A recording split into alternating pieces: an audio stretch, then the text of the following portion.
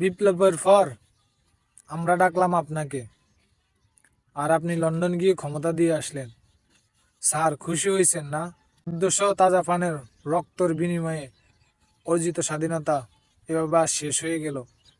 আমাদের গণভোটের রায় বাতিল হয়ে গেছে। সম্পূর্ণ কথাগুলো মনোযোগ সহকারে শুনুন, শেয়ার করুন বেশি বেশি। আপনাদের ভরসা করেছিল, এই প্রতিদান দিলেন।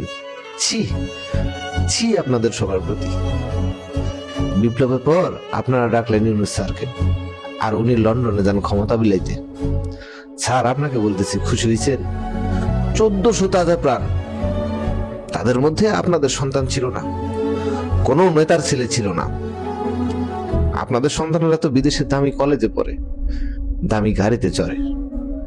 তারা দেশে ফিরে বাফুফে নিবে, বিসিবি নিবে, আর গরিব কৃষক মেহনত মানুষ ঘরে ঘরে হাজার হাজার পঙ্গু করে আছে। তারা আপনাদের কেউ না।